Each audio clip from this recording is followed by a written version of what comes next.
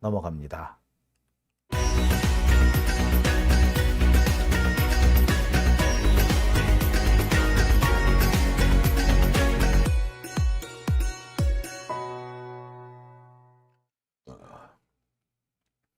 네, 오밤중의 뉴스, 제가 두 번째 주제로 넘어가겠습니다.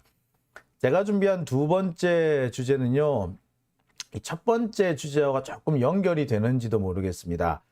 수원지검장, 신임 수원지검장 신봉수 지검장은 유일한 타깃으로 이화영을 잡고 있다라는 주제입니다. 자, 신임 수원지검장 신봉수, 유일한 타겟은 이화영? 예.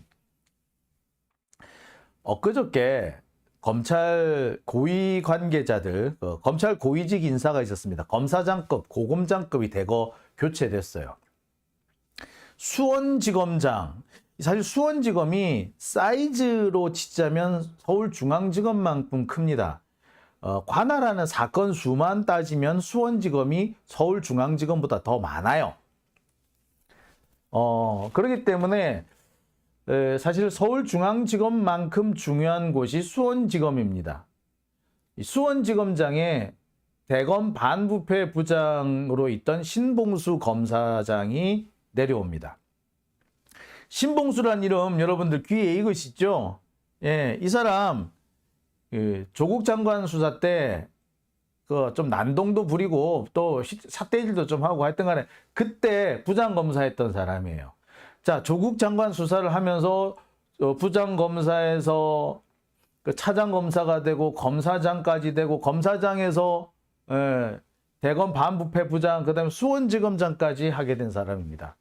그러니까 이 사람은 조국 수사를 했기 때문에 그렇게 출세한 사람이에요. 솔직히 말해서 개인적으로 봤을 때 그닥 능력 있는 사람 같지는 않습니다. 이 기수, 그러니까 보통 신봉수가 제가 알기로는 이 양반이 28기인가 29기인가 이렇게 알고 있는데 이 기수의 신봉수 말고 저는 들었던 다른 검사들을 더 많이 들었어요.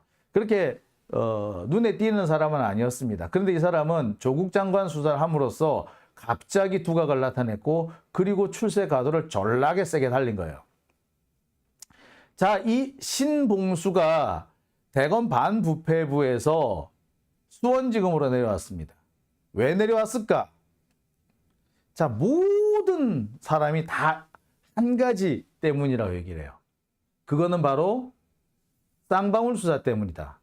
쌍방울 수사를 해가지고 지금 오늘 이재명 대표가 어디로 소환이 됐습니까? 예, 수원지검으로 갔죠. 그 수원지검에 새로 검사장이 왔는데 걔가 신봉수야. 그 신봉수가 오자마자 이재명 대표가 소환돼 간 거예요. 그리고 검찰 입장에서는 이 신봉수가 오자마자 첫 번째 한 것이 이재명 대표에 대한 조사였고 그리고 두 번째 한 게 이재명 대표를 또 부르겠다. 여섯 번째 부르겠다고 한 게 신봉수인 겁니다. 자, 그런데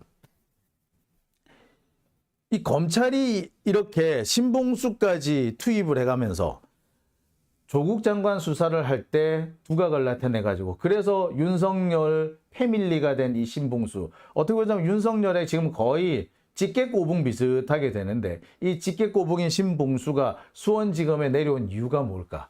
이재명 잡으려고. 맞아. 이재명을 잡아야 되는데 이재명을 잡으려면 맨 처음 누구부터 잡아야 될까? 예, 그게 이화영이죠. 지금 상태에서 쌍방울 대북 송금 수사는 김성태를 거쳐서 이화영을 끝까지 와야지, 이화영까지 와야지 이재명으로 넘어갈 수 있는 고비가 돼요. 아까 증거가 없다라고 얘기를 제가 첫 번째 주제에서 말씀을 드렸는데 첫 번째에서 그 증거가 없다고 말씀드리는 이유도 이 김성태에서 이화영까지 가는 진술은 나왔는데 이화영에서 이재명으로 넘어가는 진술은 안 나온 거예요. 자, 검찰이 여기서 이화영을 넘어가야 돼. 자, 문제는 김성태에서 이화영까지 가는 것에도 진술밖에 없고 증거가 없어요. 그리고 이화영에서 이재명한테 가는 거는 증거도 없고 아무것도 없어. 그나마 이화영의 진술이 있었는데 이 이화영 진술마저 뒤집어져 버렸어요. 그러니까 결국에 어떻게? 현재로서는 이재명을 올가맬 수 있는 뭐가 아무것도 없어요. 지금 같은 상태라면 원래 정상적인 검찰 수사 방식이었다면 소환을 못해야 정상이에요. 아니 없잖아. 증거가 없잖아. 증거가 없는데 어떻게 소환을 해? 못하는 거예요. 이화영이 진술을 뒤집은 이상 그걸 가지고 그 소환 못합니다. 뭐 그게 그러니까 지금 얘들 간이 배밖에 나온 거지. 아무한테도 견제를 받지도 않고 이렇게 막 나간다고 해도 그 어떤 불이익이 없기 때문인 거예요. 여기서 불이익이 있다. 니들이 이런 식으로 함부로 날뛰면 불이익이 갈 수밖에 없다. 라는 거를 분명하게 만들어줘야 됩니다. 그게 뭐다? 검사 탄핵이죠. 예. 자, 어쨌거나 지금 현재 신임 소원지검장인 신봉수는 이화영을 족치기 위해서 부임을 했다라고 해도 과언 아닙니다. 아시다시피 이화영 지사가 자필 진술서를 보냈죠. 며칠 전입니다. 며칠 전에 이화영 부지사가 자필 진술서를 보내가지고 이렇게 말을 합니다. 지난 8개월 동안 집요하게 검찰로부터 협박과 압박을 당했다. 그래서 검찰의 집요한 협박과 압박을 받는 바람에 어쩔 수 없이 사실이 아닌 진술을 하게 됐다. 스마트팜 비용이든 이재명의 방북 비용이든 김성태에게 요구한 적 단 한 번도 없다. 라고 이화영 부지사가 딱 부러지게 말을 해버립니다. 그 사이에 오락가락했던 진술은 검찰의 오랫동안 괴롭힘과 협박, 압박 때문에 어쩔 수 없이 한 내용이었다. 라고 발표를 하죠. 자, 이화영 지사는 이렇게 얘기를 합니다. 이재명 지사에게 이화영과 전화를 연결해 준 적이 단 한 번도 없다. 체포된 이후에 같은 사안을 두고 8개월 이상 검찰로부터 집요하게 수사를 받았다. 이 과정에서 자꾸 이재명 대표의 혐의를 인정하라는 집요한 압박을 받았다. 그리고 별건 수사를 통해서 추가 구속 기소 등 지속적인 압박을 받았다. 그래서 허위 진술을 할 수밖에 없었다라는 얘기까지도 합니다. 사실 이거는 치명적인 얘기예요. 다른 나라 같으면 만약에 미국이나 영국이었다면 이 검사는요, 지금 곧바로 현장에서 이 검사가 사실은 지금부터 수사 대상이 돼야 정상이에요. 검사가 수사 대상이 되고 검사로서 지금 직무를 할 수 없어야 정상입니다. 이런 진술이 나왔는데 검사가 그 역할을 계속하고 있다고? 말이 안 되는 거예요. 자, 내가 검사로부터 협박을 당했다. 그래서 내가 이상한 진술을 할 수밖에 없었다. 그래서 그 순간에 그 사람은 검사로서의 직무가 정지돼야 정상이에요. 예. 그런 거 하라고 있는 게 뭐다? 검찰총장이에요. 근데 그걸 안 했지. 윤석열 때부터 안 했지. 이런 의문이 제기되고 있는데 그 검사를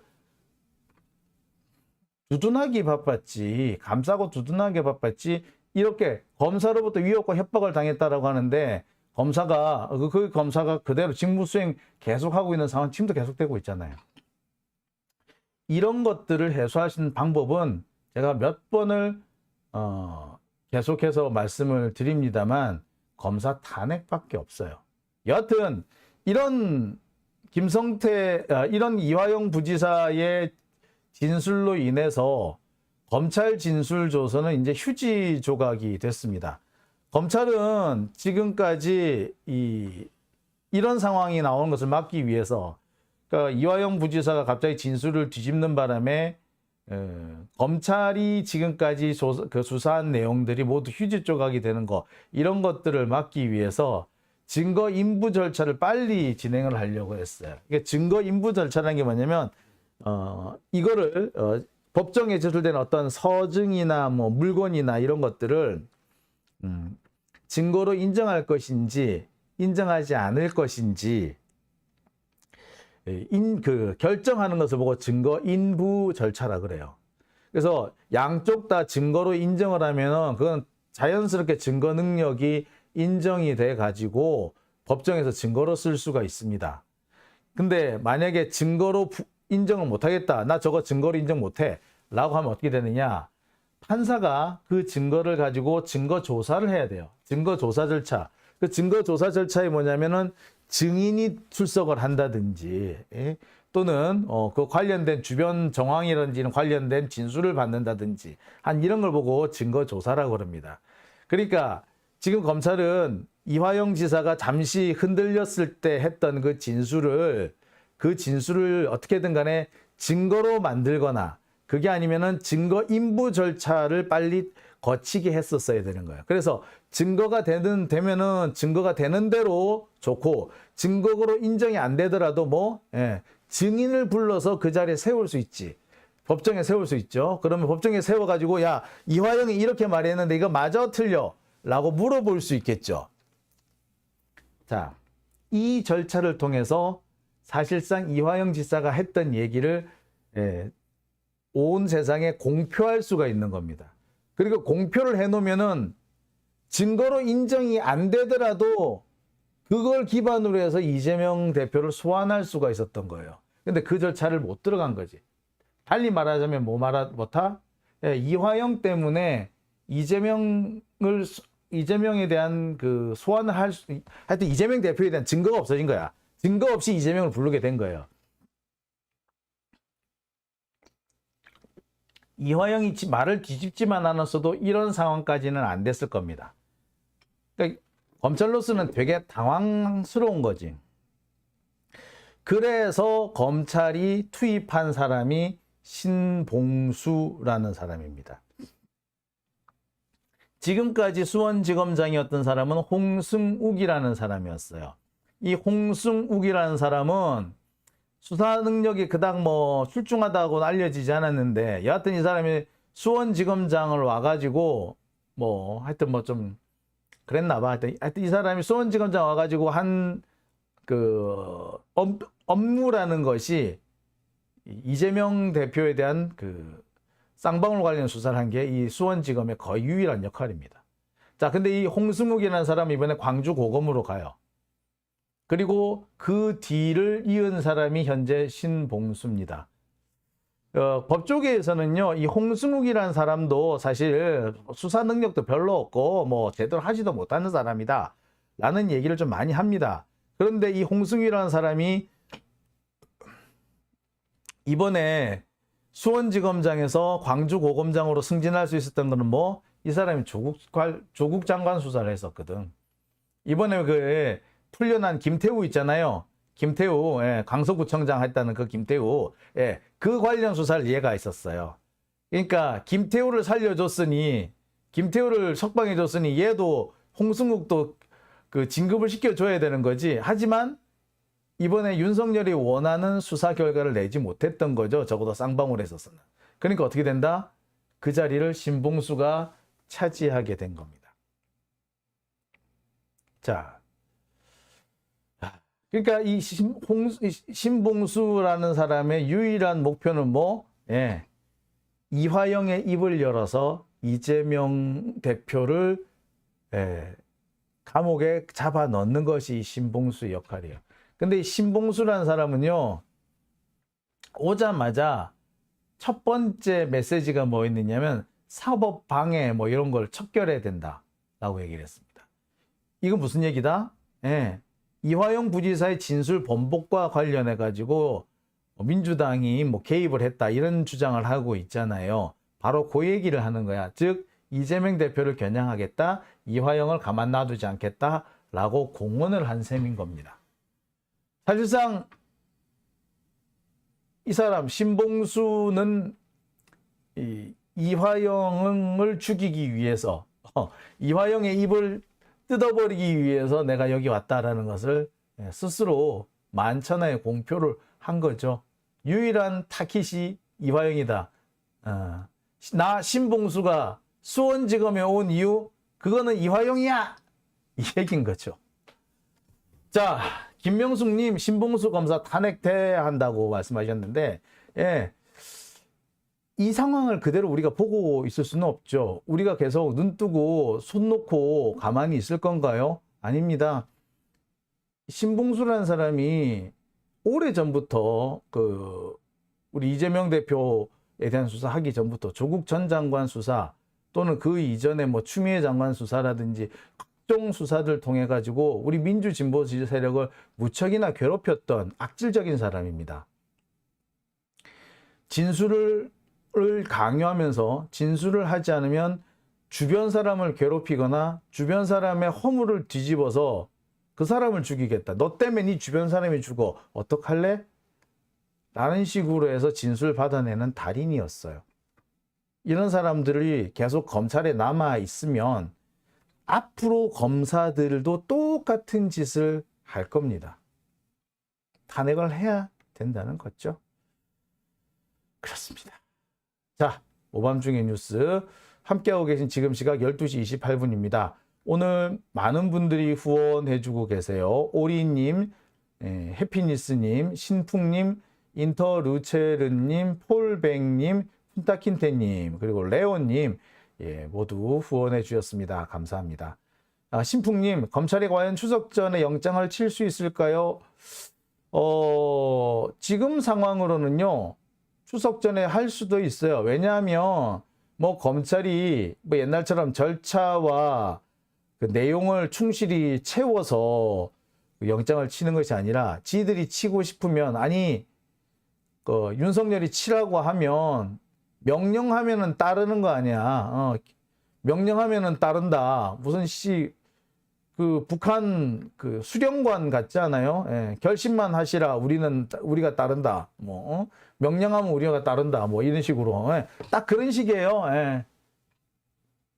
윤석열은 완전히 검찰의 수령이야. 그러니 뭐 시키면 시킨 대로 하겠죠. 자, 해피니스님, 이 영상을 전 국민이 봐야 하는데 라고 하셨어요. 감사합니다. 자, 오드리님께서도 후원해 주셨네요. 네, 감사합니다. 자, 오밤중의 뉴스 제가 준비한 두 번째 주제는 여기까지고요. 이어서 세 번째 주제로 넘어가겠습니다.